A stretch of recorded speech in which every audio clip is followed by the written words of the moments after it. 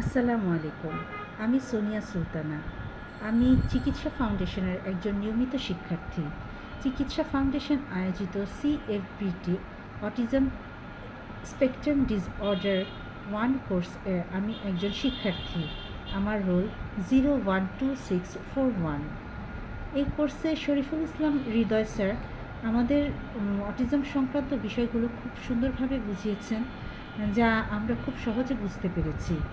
আজকে আমি অটিজমের অটিজম শিশুদের খাবার বিষয়ে কিছু আলোচনা করব। অটিজম একটি নিউরোলজিক্যাল প্রবলেম বা বিকাশজনিত সমস্যা। এটি একটি জন্মগত ত্রুটি যা নিরাময় সম্ভব নয়, কিন্তু নিয়ন্ত্রণে রাখা সম্ভব। পেট ও মস্তিষ্ক যেহেতু সরাসরি সংযুক্ত, তাই পেটে সমস্যা হলে মস্তিষ্কে সমস্যা বাড়ে। গাট শান্ত থাকলে আচরণও শান্ত থাকে। নিউরোট্রান্সমিটার খাবার থেকেই তৈরি হয় এবং ব্রেইন এর উদ্দীপক হরমোন সেরোটোনিন ও ডোপামিন খাবার থেকেই তৈরি হয়ে থাকে। তাই সঠিক খাবার নির্বাচনের মাধ্যমে এই হরমোনগুলোর ভারসাম্য রক্ষা করা সম্ভব। ভুল খাবারে যেমন স্নায়ু উত্তেজিত হয়, তেমনি অনিয়মিত খাবারে ব্রেইন কনফিউজড হয়ে যায় এবং নিয়মিত রুটিন মাফিক খাবারে ব্রেইন শান্ত থাকে।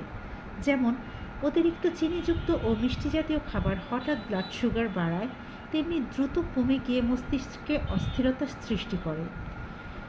তেমনি আয়রনের ঘাটতি হলে মনোযোগ কমে যায়, ম্যাগনেসিয়ামের ঘাটতি হলে রাগ বাড়ে, ওমেগা 3 ঘাটতিতে আচরণে অস্থিরতা দেখা যায়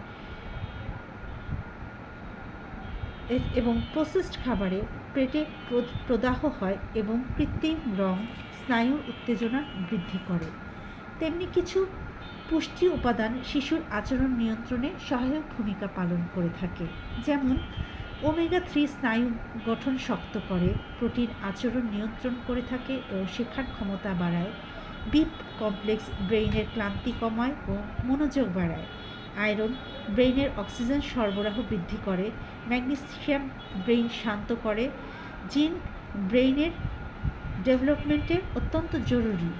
ভিটামিন ডি ব্রেইনের সিগন্যাল উন্নত করে। ফাইবার গাটের হেলথ শান্ত রাখে। সর্বোপরি পানি ব্রেইনকে হাইড্রেট করে। এছাড়াও কিছু উল্লেখযোগ্য খাবার অটিজম নিয়ন্ত্রণে সহায়ক ভূমিকা পালন করে। সেগুলো হচ্ছে শসা শরীর ঠান্ডা রাখে, গাজর অ্যান্টিঅক্সিডেন্ট হিসেবে কাজ করে স্নায়ু সুরক্ষা করে, পেঁয়াজ অ্যান্টি ইনফ্লামেটরি হিসেবে কাজ করে এবং গাট ও ব্রেইনের সংযোগ ভালো করে। রসুন ব্রেইনে রক্তপ্রবাহ উন্নত করে। আদার রস গাট শান্ত রাখে।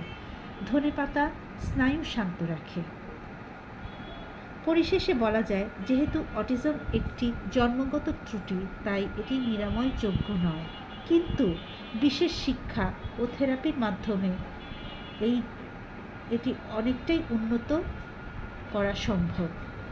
ধন্যবাদ।